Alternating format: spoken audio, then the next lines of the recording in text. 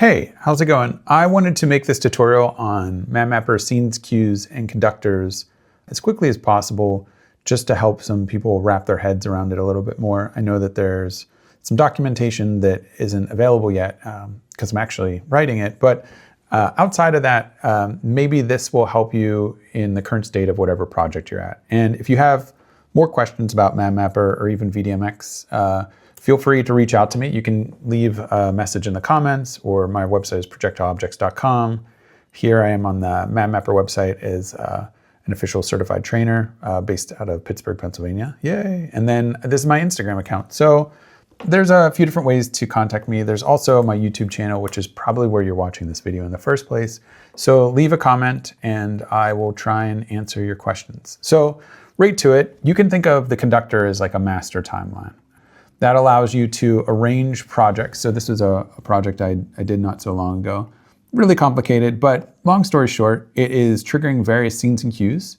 It's using a montage track to trigger different videos, and even go into things like Siphon, which I don't have connected right now, back into other videos, and then into like NDI streams.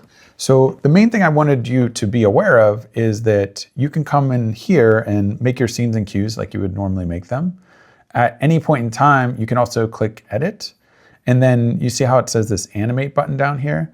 This will basically turn the scene into a timeline track, right? So now I can go here, I can make some adjustments. Let's just find something worth adjusting. Okay, fantastic. And I'll stop that. So here we go. I just made that adjustment and now it's in a timeline.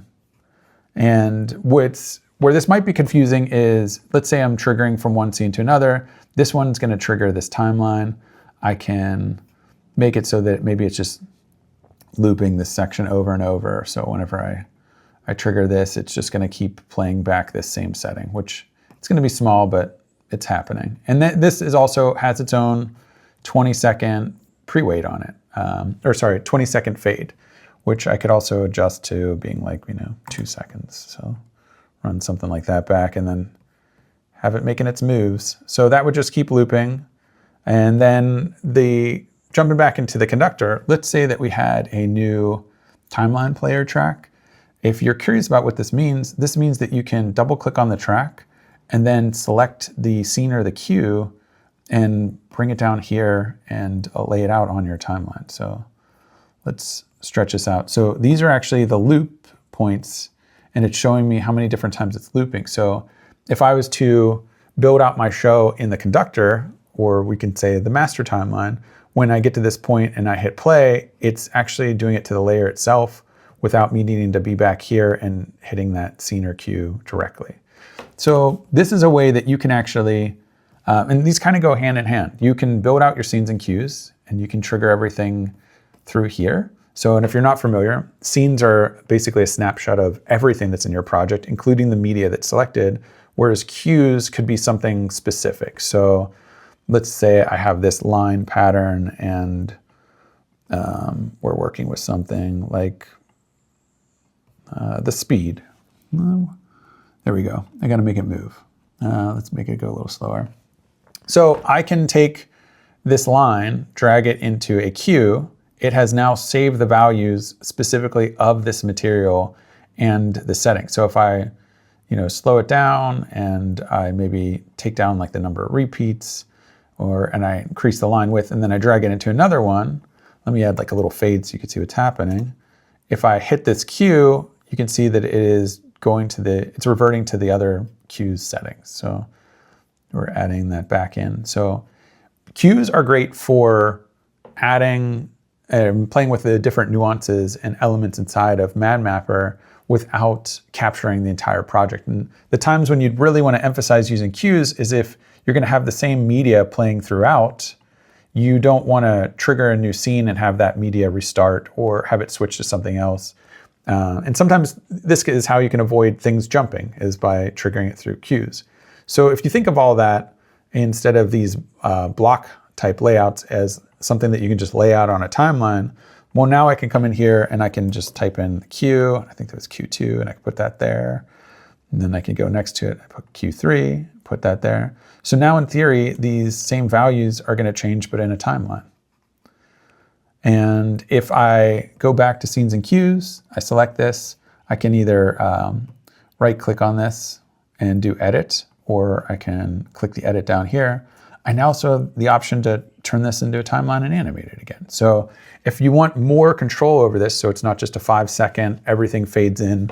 If you want to make things fade in at different times, you can just come down in here and actually adjust the keyframes that you're doing. And likewise, if you add flags, so this is like a marker, and let me pop this out so you can see this. This is a little inspector for it. Once I have that marker, I can make it so that it pauses. So when I'm playing through this timeline, it gets to here, it'll pause. And then I have to hit play again to keep going. This is a way that you can basically make your show so you can keep stepping through it. So let's add another one, add a play, maybe we add another one, and we add a loop.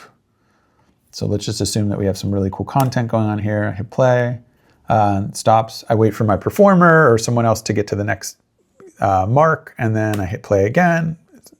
Now it's on a looping one. Let's maybe make that a pause. And then this last one can loop. So you can get into looping things, looping logic, or pausing logic. And then whenever you go back into the conductor, if I stretch out this cue, you can see those marks right there. So those are the different flags built into the cues themselves. So when you're building out your project and you give this a try, think about building things out in scenes and cues. And then if you want to finesse them and you really want to tweak them, you can come back in here in the conductor and you can arrange your media. So essentially like video editing or even audio editing. And then you can arrange these scenes and cues so that they're triggering everything that you want in a time-based fashion that you can hit play on. And likewise with here, I can also add pause points, right? You can add other types of actions down here if you want to make them do more things, which I'm not going to get into detail, but there's a lot of cool stuff that you can do with the timeline once you wrap your head around the logic of it. So I hope this video is informative. I made it really quick just because I didn't see another video out there on it. And like I said, if you have any questions about MadMapper, VDMX, maybe even the combination of the two, or just VJing in general, or live visuals, feel free to let me know in the comments. And yeah, I'll just try and make quick, helpful videos like this in the future. So thank you.